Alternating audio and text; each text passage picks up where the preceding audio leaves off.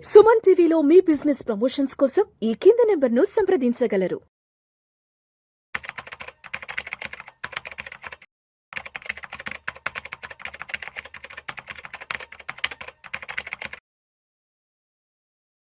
నమస్తే, welcome to Vishnu talks. నేను విష్ణు. ప్రస్తుతం నాతో పాటు certified financial planner and certified wealth manager Madhavi Reddy గారు ఉన్నారు. వారితో మాట్లాడదాం. నమస్తే మాధవిరెడ్డి గారు. నమస్తే అండి. మాధవిరెడ్డి గారు, welcome to weekend market outlook.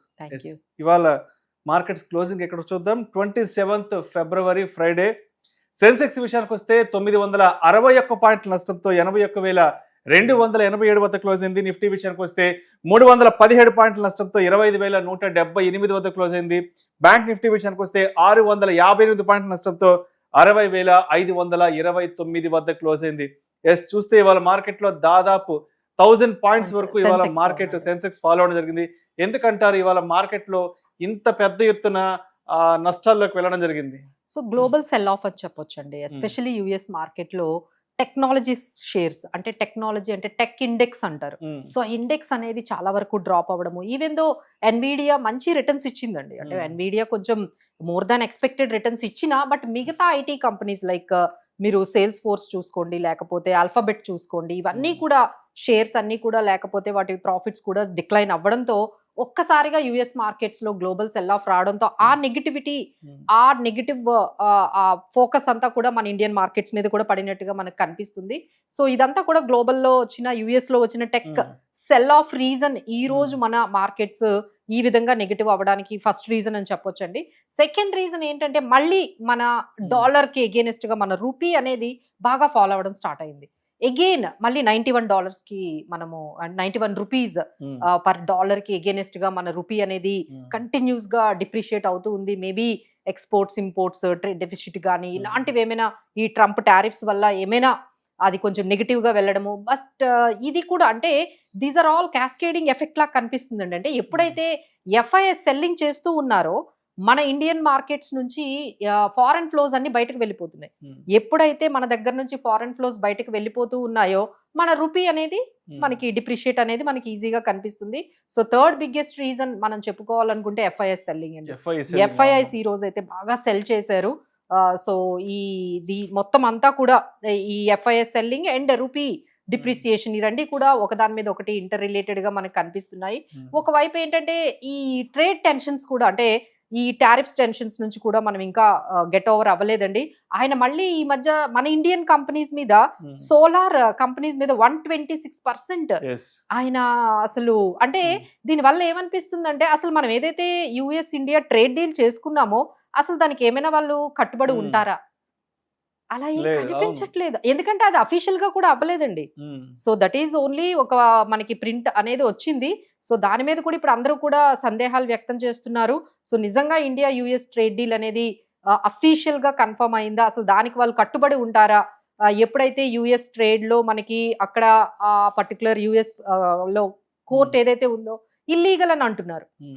ఒకవైపు మన దగ్గర ఏదైతే మన దగ్గర ట్రేడ్ డీల్ చేసుకుంటున్నారో అది అఫీషియల్ కన్ఫర్మేషన్ రాలేదు. సో ఇక్కడ మళ్ళీ ఇండియన్ మార్కెట్స్ కి ఇది కొంచెం మనకి నెగిటివ్ గా కనిపిస్తుంది. సో ఓవరాల్ గా మార్కెట్స్ అయితే అన్ని రకాల అన్సర్టనిటీ. ఇంకొక వైపు అయితే ఈ రోజు ఆల్రెడీ ఒక బిగ్గెస్ట్ న్యూస్ చూస్తున్నాము. దట్ ఈజ్ ఏంటంటే Pakistan has started air strikes on Afghanistan.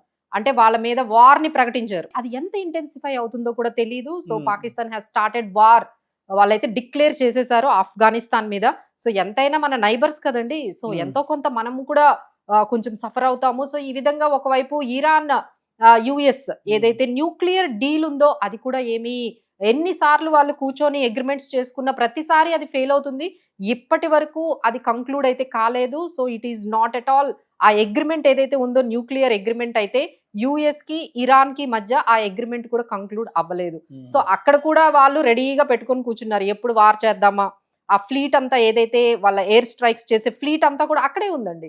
అంటే any time they can start the war అన్నట్టుగా అక్కడ కూడా ఉంది. సో ఈ విధంగా ఒకవైపు యుఎస్ ఇరాన్ టెన్షన్స్ కానీ, అక్కడ వైపు గాజాలో ఒకవైపు మనం చూసుకుంటే యుక్రెయిన్ లో కానీ, ఇప్పుడు కొత్తగా ఇప్పుడు పాకిస్తాన్ అండ్ ఆఫ్ఘనిస్తాన్ వార్, అంటే ఎక్కడ చూసినా మనకి ఈ జియో పొలిటికల్ టెన్షన్స్ అయితే బాగా మనకు కనిపిస్తున్నాయి. సో ఈ పర్టికులర్ సిచ్యువేషన్స్ లో అయితే markets are become very very range bound. ఇప్పుడు మీరు చెప్పినట్టుగా 25,200 అది కూడా బ్రేక్ చేసేసిందండి. That is a very good support for the market. 25,200 అనేది ఫస్ట్ 25,500 సపోర్ట్ అది బ్రేక్ చేసింది. ఆ 25,500 తర్వాత ఇప్పుడు 25,200 కూడా బ్రేక్ చేసి ఇప్పుడు 25,178 ఈ రోజు మార్కెట్స్ వెళ్తున్నాయంటే that is showing very very weak side of the market. So Madhavi Reddy గారు, దాదాపు మార్కెట్స్ ఆల్ టైమ్ హై అనే మాట విని 19 months అయింది. 19 నెలలుగా వస్తుంది మార్కెట్స్ లో ఆల్ టైమ్ హై అనే మాట విని. 19 నెలల నుంచి మార్కెట్ లో విపరీతమైన ఫాల్ చూస్తూనే ఉన్నాం. ఏంటి అసలు మార్కెట్ ఫ్యూచర్ ఏంటి, మార్కెట్ స్కోప్ ఏంటి అసలు? సో ఇక్కడైతే ఒకవైపు కన్సాలిడేషన్ అనేది జరుగుతుందండి. అంటే 25,000 26,000 ఈ మధ్యనే మార్కెట్స్ మీరు అన్నట్టుగా సంవత్సరాలు గడిచిపోతున్నాయి. ఈ 25,000 26,000 మధ్యలోనే మార్కెట్స్ ఈ విధంగా ఎన్ని ఇయర్స్ కన్సాలిడేట్ అవుతాయి. ఇప్పుడు మళ్ళీ ఏదైనా డెఫినెట్ గా ఇప్పుడు ఇరాన్ యుఎస్ వార్ గానీ స్టార్ట్ అయితే ఆ 25,000 కూడా బ్రేక్ అయ్యి 24,800కి వచ్చినా 24 వరకు వచ్చినా మనం ఆశ్చర్యపోవక్కర్లేదు. ఎందుకంటే ఈ టెన్షన్స్ అనేవి ఆ విధంగా ఉన్నాయండి. ఒకవైపు జియోపొలిటికల్ టెన్షన్స్, ఒకవైపు ట్రేడ్ టారిఫ్స్, అలానే మనకు వచ్చిన ఈ కార్పొరేట్ ఎర్నింగ్స్ కూడా చాలా మిక్స్డ్ గా ఉన్నాయి. అండ్ ఇంకొకటి ఏంటంటే ఇప్పుడు మార్కెట్ లో ఏంటి పాజిటివ్ న్యూస్ అనేది కనిపించట్లేదు. అంటే మన డొమెస్టిక్ గా ఇంకా ఏం న్యూస్ లేదు. బడ్జెట్ అయిపోయింది, కార్పొరేట్ ఎర్నింగ్స్ అయిపోయాయి, ఇంకా there is no such news that can lift the markets. Lift ని అంటే మార్కెట్ ని ఇక్కడ నుంచి లిఫ్ట్ చేసే అంశం గానీ లిఫ్ట్ చేసే ఎటువంటి సిచ్యువేషన్ ఫ్యాక్టర్స్ ఏమీ లేవు. అందుకని ఫ్రీగా మార్కెట్ అనేది కంప్లీట్లీ గ్లోబల్ టర్న్అవుట్ మీద డిపెండ్ అయిపోయి ఉంది. అంటే ఎంటైర్లీ అండి. అంటే డొమెస్టిక్ గా మనకి ఎలాంటి క్యూస్ లేవు కాబట్టి మొత్తానికి అంతా కూడా మన ఇండియన్ మార్కెట్స్ అన్ని గ్లోబల్ మార్కెట్స్ ని ఫాలో అవుతూ ఉంది. అంటే గ్లోబల్ మార్కెట్స్ లో పాజిటివ్ గా ఉంటే మనం కొంచెం పాజిటివ్ గా వెళ్ళడము, లేదు ఎఫ్ఐఐస్ బయింగ్ చేస్తూ ఉంటే మన మార్కెట్స్ కొంచెం ముందుకు వెళ్ళడం, ఎఫ్ఐఎస్ సెల్ చేయగానే మళ్ళీ మన మార్కెట్స్ వెనక్కి వెళ్ళిపోవడం. అంటే మన మార్కెట్స్ అంతా కూడా ఓవరాల్ గా ఈ గ్లోబల్ క్యూస్ మీదే డిపెండ్ అయిపోయి ఉన్నాయండి. సో ఏ మాత్రం నెగిటివ్ క్యూస్ గ్లోబల్ నుంచి వచ్చినా మన మార్కెట్స్ అనేవి ఇమ్మీడియట్ గా సెల్ ఆఫ్ అనేది జరుగుతుంది. సో ఈ విధంగా మళ్ళీ మేబీ ఒక 1-2 months అయితే మన దగ్గర నుంచి ఇంకేమైనా పాజిటివ్ న్యూస్, అంటే వాళ్ళు చేయాల్సిందంతా జిఎస్టీ రేషనలైజేషన్ అయిపోయింది, బడ్జెట్ అయిపోయింది, ఇంకా కార్పొరేట్ రేట్ అయిపోయింది, ఇంకా తర్వాత ఇన్ఫ్లేషన్ తక్కువగానే ఉంది, అలానే ఇంట్రెస్ట్ రేట్స్ కూడా ఆర్బీఐ ఇంకా ఇంతకన్నా తగ్గించే అవకాశం ఇంకెక్కడ ఉంటుందండి.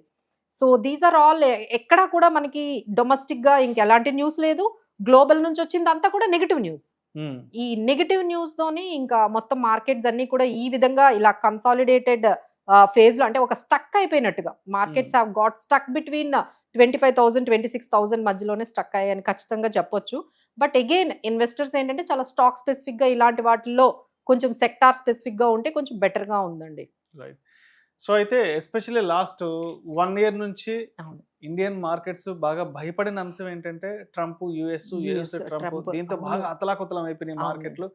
సో అది ఎప్పటికీ వదులుతుందో ఏందో అర్థం కావట్లేదు ఆ భయం. సరే, అదే విధంగా గత నెల రోజుల నుంచి ఏఐ రూపంలో ఇంకొక పెద్ద ఫియర్ అనేది ఆంథ్రోపిక్ రూపంలో మార్కెట్లలో, అంటే మార్కెట్లను భయపెట్టడం అయితే స్టార్ట్ అయింది. మన ఇండియన్ ఐటీ కంపెనీస్ కూడా ఎక్కువగా ఎఫెక్ట్ అయ్యాయి. ఐటీ ఇండెక్స్ అయితే ఆల్మోస్ట్ లాస్ట్ 1 month నుంచి విపరీతమైన ఫాల్ ఉంది కాబట్టి.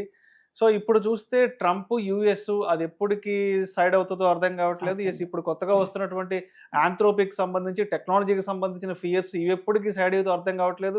ఏంటి అసలు మార్కెట్ ఎలా డైజెస్ట్ చేసుకోవాలి అసలు వీటన్నిటిని కూడా? So this is all like AI transform అవ్వడానికి. అంటే ఇప్పుడు ఏఐలో ఏవైతే కంపెనీస్ వచ్చి, ఇప్పుడు మనం ఈ రోజే ఒక పెద్ద న్యూస్ చూసాం. అంటే ఒకే కంపెనీ, బ్లాక్ అనే కంపెనీ 4,000 members ని ఒకే రోజు లే ఆఫ్ చేసేసి, మాకు అవసరం లేదు ఇప్పుడు ఏఐ ప్లగ్ఇన్స్ ఎలా వచ్చాయంటే ఓ 10-20 మందితో కూడా మేము కంపెనీస్ ని రన్ చేసేసుకోవచ్చు అనే సిచ్యువేషన్ కి మనకు వచ్చేసాయి. అంటే నేనే కాదు, నా కంపెనీయే కాదు, ఇలా చాలా కంపెనీస్ తక్కువ ఎంప్లాయీస్ తోనే ఈ యాంథ్రోపిక్ ని యూజ్ చేసుకొని, లేకపోతే ఈ టూల్స్ ని యూజ్ చేసుకొని, ఆర్టిఫిషియల్ ఇంటెలిజెన్స్ ని యూజ్ చేసుకొని అసలు హ్యూమన్ కన్నా చాలా బెటర్ గా మేము చాలా కొన్ని వర్క్స్ అన్ని కూడా ఈజీగా, అది మార్కెటింగ్ అవనియండి, లేకపోతే ఈ కార్పొరేట్ కి సంబంధించిన లాస్ కి అనలిటికల్ స్కిల్స్ అవనియండి, ఇవన్నీ కూడా మేము చేసేసుకోగలుగుతాము ఈ ఏఐ అనే దీన్ని మనం టూల్స్ ని యూజ్ చేసుకొని.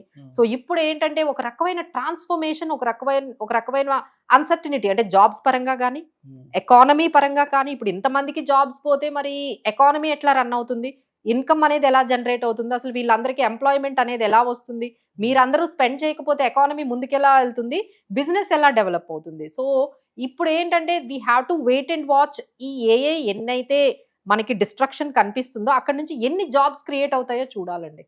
So we have to wait and watch how the jobs might create this. But ఇదంతా కూడా జరగడానికైతే మాత్రం ఇట్ విల్ టేక్ అట్లీస్ట్ ఒక 1.5 ఇయర్ ఒక క్లారిటీ ఏఐ గురించి జరగడానికైతే మాత్రం ఒక 1.5 ఇయర్ అయితే 2 ఇయర్స్ అయితే ఏఐ నుంచి అసలు మనం జాబ్స్ తెచ్చుకోవడం అనే వరకు వెళ్ళాలి. ఈ పర్టికులర్ డిస్ట్రక్షన్ అంటే ఇప్పుడు అన్ని మనం జాబ్స్ లే ఆఫ్సే వింటున్నాం, బట్ ఏఐ క్రియేట్ చేసే జాబ్స్ రావాలి అంటే టైం పడుతుంది కదండి. మన కంపెనీస్ కూడా దాన్ని అడాప్ట్ చేసుకోవాలి కదండి. మన కంపెనీస్ కూడా వాళ్ళ బిజినెస్ మోడల్స్ మార్చుకోవాలి. సో మన దగ్గర అంతా కూడా ఏంటంటే వర్క్ ఫోర్స్ బేస్డ్ మనకి ఐటీ కంపెనీస్ ఉన్నాయి. ఇప్పుడు అంత వర్క్ ఫోర్స్ వద్దంటున్నారు కదా. So how they can give it this kind of challenge, ఈ ట్రాన్స్ఫర్మేషన్, ఈ బిజినెస్ మోడల్స్ మార్చుకోవడం అంత ఈజీ కాదు కదండి. ఓవర్ నైట్ లో బిజినెస్ మోడల్స్ ని మార్చుకోవాలంటే చాలా టైం పడుతుంది. So again but we have started that point. అంటే ఇప్పుడు మనకి జియో వాళ్ళు ఒక 10,000 కోట్లు అంటే 10,000 లక్షల కోట్లు ఈ ఏఐలో ఇన్వెస్ట్ చేస్తున్నారు. అలానే అదానీ కూడా ఇక్కడ ఈ పర్టికులర్ అంటే రిలయన్స్, అంబానీస్ గానీ, అదానీస్ అందరూ కూడా వచ్చేసారు, ఇన్వెస్ట్మెంట్లు తీసుకొని ఏఏలోకి వచ్చారు. ఏఏ సమిట్ కూడా జరిగింది. బట్ ఇవన్నీ కూడా ట్రాన్స్ఫార్మ్ అయ్యి అక్కడి నుంచి బిజినెసెస్ డెవలప్ అయ్యి అక్కడ నుంచి జాబ్స్ వచ్చి ఎకానమీ డెవలప్ అవడానికి ఎంత టైం పడుతుందండి? ఇంకొక 3-4 ఇయర్స్. ఈ ఏఏ డిస్ట్రప్షన్స్ వల్ల మనందరం కూడా కొంచెం ట్రాన్స్ఫార్మ్ అయ్యి కొంచెం బిజినెస్ మోడల్స్ మార్చుకోవాలండి. ప్రతి ఒక్కరు బిజినెస్ మోడల్స్ మార్చుకోవాలి, ప్రతి ఒక్కరు వాళ్ళ స్కిల్స్ ని మార్చుకోవాలి, స్కిల్ సెట్ ని మార్చుకోవాలి. సో బిజినెసెస్ చేసే ఏదైతే మన మోడల్స్ ఉన్నాయో అవన్నీ కూడా మారిపోతున్నాయండి చాలా ఫాస్ట్ గా. అంటే అప్పట్లో మనకి టైం ఇచ్చేదేమో, ఇప్పుడు ఏ అసలు టైం ఇవ్వడం లేదు, ఎవరికి టైం ఇవ్వడం లేదు. మనం ఇలా అర్థం చేసుకునే లోపే ఇంకొక కొత్త న్యూస్ అనేది వచ్చేస్తుంది. So definitely it will take అండి. బట్ హియర్ రైట్ నౌ ఏంటంటే ఈ మెటల్స్ అయితే కొంచెం పాజిటివ్ గా ఉన్నాయి. ఎందుకంటే ఈ భయానకమైన సిచ్యువేషన్ అందరూ వెళ్ళి గోల్డ్ సిల్వర్లలో, ఈ కాపర్లలో, వాటిల్లో ఈ మెటల్స్ లో పెడుతూ ఉన్నారు. సో మెటల్స్ స్టాక్స్ ఏవైతే సెక్టార్ సంబంధించిన అవి ఉన్నాయో కొంచెం అయితే మనకి పాజిటివ్ గా మనకి కనిపిస్తున్నాయి. అలానే ఈ యుద్ధాల వల్ల పాజిటివ్ గా ఏదైనా ఉందంటే డిఫెన్స్ సెక్టర్. ఏ యుద్ధాల భయంతో ప్రతి ఒక్కరు కూడా డిఫెన్స్ లో ఇన్వెస్ట్ చేస్తున్నారు. సో మనం కూడా మనం రీసెంట్ గా చాలా డీల్స్ చేసుకున్నాము డిఫెన్స్ తో. So defence can be A positive thing. So negative ఇప్పుడు ఏదైనా జరుగుతుందంటే ఈ సోలార్ ఎనర్జీ కంపెనీస్ ఈ ట్రంప్ 126% తో కొంచెం చాలా వరకు కొంచెం నెగిటివ్ లోకి వెళ్ళిపోయండి. అలానే పిఎస్యు బ్యాంక్స్ కొంచెం పాజిటివ్ గా మనకు కనిపిస్తున్నాయి ఓవరాల్ గా. సో మాధవి రెడ్డి గారు, ఇప్పుడు ఫిబ్రవరి మంత్ ఎండ్ కూడా వచ్చేసాం, మార్చ్ లోకి అడుగు పెట్టబోతున్నాం. అండ్ 31st మార్చ్ వచ్చేసి మనకి టాక్సేషన్ కి సంబంధించిన టైం కూడా రాబోతుంది, ఫైనాన్షియల్ ఇయర్ ఎండింగ్ రాబోతుంది కాబట్టి. సో ఈ మార్చ్ లో ఏమన్నా మార్కెట్ కలిసి వచ్చే విషయాలు ఏమన్నా ఉన్నాయంటారా ఫైనాన్షియల్ గా? Yes there is only one way we have to look out for corporate earnings. అంటే వాళ్ళ మొత్తం ఇయర్ ఫైనాన్షియల్ ఇయర్ అంతా కూడా వాళ్ళు మన ముందు పెట్టబోతున్నారు. సో ఇప్పుడు మనకి జీడిపి అంటే ఈ రోజు అనుకుంటా అండి, ఈ రోజు మనకి జీడిపి నంబర్స్ కూడా రాబోతున్నాయి. So there is only one way we can see the markets upside, అంటే ఓన్లీ కార్పొరేట్ ఎర్నింగ్స్. మనకి క్వార్టర్ ఎండ్, ఈ ఇయర్ ఎండ్, ఈ మనకి ఈ మార్చ్ ఎండ్ తర్వాత ఎటువంటి రిటర్న్స్ వస్తాయో వాటి మీద మార్కెట్స్ కొంచెం పాజిటివ్ గా వెళ్ళొచ్చు. అండ్ నెక్స్ట్ ఏంటంటే ఈ జీడిపి కానీ మనం కొంచెం మంచి నంబర్స్ గాని వచ్చినట్లయితే మార్కెట్స్ కొంచెం పాజిటివ్ గా వెళ్తాయి. బట్ మోస్ట్లీ ఎంత మనం పాజిటివ్ మన డొమెస్టిక్ ఫిగర్స్ వచ్చినా ఇమీడియట్ గా ఒక్క నెగిటివ్ గ్లోబల్ క్యూ రాగానే మొత్తం మళ్ళీ ఆ 1000 పాయింట్స్ అన్ని కూడా వైప్అవుట్ అయిపోతున్నాయి. సో మనకి ఇంకా గ్లోబల్ ఇన్ఫ్లుయెన్స్ అయితే కంప్లీట్ గా పోలేదండి. సో బట్ గ్లోబల్ ఫ్యాక్టర్స్ మీద మనకెంత కంట్రోల్ ఎవరికి ఉంటుందండి? ఐదర్ ఇట్ ఈస్ డాలర్ మనకి స్ట్రాంగ్ అవ్వడం కానీ, రూపీ డిప్రిషియేట్ అవ్వడం కానీ, ఎఫ్ఐఎస్ సెల్లింగ్ ఎంతవరకు ఆపగలము, ఆ తర్వాత మనకి జియో పొలిటికల్ టెన్షన్స్ కూడా అవుట్ ఆఫ్ అవర్ రీచ్, ఇవన్నీ ఎట్లా టర్న్ అవుట్ అవుతాయో తెలియదు కాబట్టి. So they need to be very careful. Either traders అయినా ఇన్వెస్టర్స్ అయినా కొంచెం జాగ్రత్తగానే ఉండాలండి. సో అయితే అంటే ఇప్పటి వరకు మార్కెట్లో ఎదుర్కొన్న కొంత నెగిటివ్ న్యూస్ అయితే ఉండి ఏదైనా కొన్ని పాజిటివ్ ఫ్యాక్టర్స్ ఏదైతే ఉందో, సో ఇప్పుడు మనం మార్కెట్స్ లో ఏదైనా ఒక లాంగ్ టర్మ్ కి ఇన్వెస్ట్ చేసుకోవాలంటే సో మార్కెట్ కి ఫేవరబుల్ గా ఉన్న సెక్టార్స్ ఆ స్టాక్స్ ఏ ఉన్నాయి? సో ఫేవరబుల్ గా ఇప్పుడు అనుకుంటే డిఫెన్స్ అనేది మనం ఆల్రెడీ చెప్పాము. అలానే మెటల్ స్టాక్స్ కొన్ని పాజిటివ్ గా ఉన్నాయి. అలానే కొంచెం ఆటో స్టాక్స్ కూడా కొంచెం పాజిటివ్ గా కనిపిస్తున్నాయి. సో చాలా సెక్టార్ స్పెసిఫిక్ గా, స్టాక్ స్పెసిఫిక్ గా ఉండాలండి. అలానే కొన్ని ఆయిల్ కంపెనీస్ అయినా మనకి ఓఎన్జీసీ Hmm. ఇలాంటివి, ఎందుకంటే అక్కడ కూడా ఆయిల్ మళ్ళీ ఈ ఇరాన్ యుద్ధం స్టార్ట్ అయిందంటే అది మళ్ళీ $72 వెళ్ళిపోతుంది. అది మళ్ళీ నెగిటివ్ మన ఇండియన్ మార్కెట్స్ కి. బట్ ఏంటంటే ఓఎన్జీసీకి అది పాజిటివ్ అవుతుంది. ఈ విధంగా కొన్ని కంపెనీస్ కి కొన్ని మనకి పాజిటివ్ గా, కొన్ని కంపెనీస్ కి చాలా నెగిటివ్ గా ఉన్నాయండి. Investors need to be very specific గా, స్టాక్ స్పెసిఫిక్ గా, సెక్టార్ స్పెసిఫిక్ గా, చాలా సెలెక్టివ్ గా Hmm. ఈ మార్కెట్ లో ముందుకు వెళ్ళాలి. బట్ ఇంత అనిశ్చితిలో దెర్ ఈజ్ ఏ వెరీ అంటే షాకింగ్ అని చెప్పలేం. సర్ప్రైజ్ న్యూస్ ఏంటంటే 20 కోట్ల డిమాట్ అకౌంట్లు అయ్యాయంటండి. అంటే లాస్ట్ 2 months లో Hmm. 1 కోటి మంది ఓపెన్ చేశారట డిమాట్ ఏంటి? అకౌంట్లు. ఇంత మన volatility, ఎంత వాల్టలే, ఎంత నెగిటివ్. బ్లడ్ బాత్ అని మాట్లాడుకుంటున్నాం, బేరిష్ అని, క్రాష్ అని, ఇంత దీంట్లో కూడా దీంట్లో కూడా. లాస్ట్ 2 months లో 1 crore డిమాట్ అకౌంట్స్ ఓపెన్ అయ్యాయని ఎన్ఎస్సి ఏం చెప్తుందండి. చేద్దామని కొత్తగా that's what is so surprising. అంటే ఎంత మంది మార్కెట్ లోకి ఇంకా ఇంకా వస్తున్నారు. అసలు 17 కోట్లు ఉండేవండి, ఇప్పుడు కాస్త 20 కోట్లు 20 అయ్యాయి. కోట్లే. అసలు 2 months లో 1 crore డిమాట్ అకౌంట్లు. అసలు ఇంత బ్లడ్ బాత్ లో మీరు అన్నట్టుగా ఇంత అన్సర్టనిటీలో, ఇంత నెగిటివ్ న్యూస్ లో కూడా ఇలా ఓపెన్ చేస్తున్నారంటే ద ట్రేడింగ్ ఈజ్ అంటే నాకు తెలిసి ఆ 1 కోటి మందికి త్వరలో మార్కెట్ లో ఏదైనా అద్భుతం జరగబోతోంది అంటే ఏదైనా క్యూ వచ్చింది, ఏదైనా న్యూస్ సో వచ్చింది. ట్రేడింగ్ అకౌంట్స్ అండి, ఎస్పెషల్లీ ట్రేడింగ్ అకౌంట్స్ అయితే స్టార్ట్ అయ్యాయి. సో దీని గురించి కూడా మనము నెక్స్ట్ వీడియోలో మాట్లాడదాం. సో మొత్తానికి మార్కెట్ కి అంటే మండే మార్కెట్ కి ఏ విధంగా సిద్ధంగా ఉండాలంటే లాస్ట్ 3-4 days మార్కెట్ లో పెద్ద ఎత్తున వాలటాలిటీ ఉంది కాబట్టి మండే మార్కెట్స్ కి ఏ విధంగా రెడీగా ఉండాలంటే జస్ట్ ఈ సాటర్డే సండే అంతా కూడా అందరూ కూడా ఈ గ్లోబల్ న్యూస్ కి స్టిక్ అయి ఉండాలండి. ప్రతి గ్లోబల్ న్యూస్ ని కూడా కొంచెం ట్రాక్ చేయాలి. అది పాకిస్తాన్ ఆఫ్ఘనిస్తాన్ వార్ కానివ్వండి, ఇరాన్ యుఎస్ కి సంబంధించిన ఆ ఇన్పుట్స్ అవనియండి, లేకపోతే ఇక అక్కడ యుక్రెయిన్ రష్యా గాని, ఇక్కడ ఏం జరుగుతుందో అనేది ఒకసారి ట్రాక్ చేసుకోవాలి. ఆ తర్వాత కొత్తగా ఏఐలో ఎలాంటి డిస్ట్రప్షన్స్, ఎలాంటి డిస్ట్రక్షన్స్ జరుగుతున్నాయి, ఎస్పెషల్లీ యుఎస్ ఎకానమీలో ఏం జరుగుతుంది, ఆ యుఎస్ మార్కెట్స్ మీద ఏ విధంగా ఈ టెక్ సెల్లింగ్ అనేది ఇంపాక్ట్ చూపిస్తుంది, ఇవన్నీ కూడా కొంచెం ట్రాక్ చేసుకుంటే మండేకి మనకు కనిపిస్తుందండి. ఏమాత్రం నెగిటివ్ న్యూస్ వచ్చినా వీ కెన్ సీ 25,000 కూడా బ్రేక్ అయ్యి 24,800 కూడా వెళ్ళే అవకాశాలు అయితే మార్కెట్ లో కనిపిస్తున్నాయి. లేదు అంటే 25,500, 25,600 మేబీ ద రేంజ్. అంటే నెక్స్ట్ వీక్ మనం చూసుకుంటే 24,800 is the lowest side, and higher side చూసుకుంటే 25,650, 25,550 దగ్గర కనిపిస్తుంది. Right thank you so much Madhavi Reddy గారు. ఈ వారం అంతా మార్కెట్లో ఏం జరిగింది అండ్ రాబోయే వారం మార్కెట్లో ఎలా ఉండొచ్చు అనే అంశం గురించి చాలా చక్కగా మీ అనాలిసిస్ తెలియజేసి థ్యాంక్ యూ సో మచ్ అండి.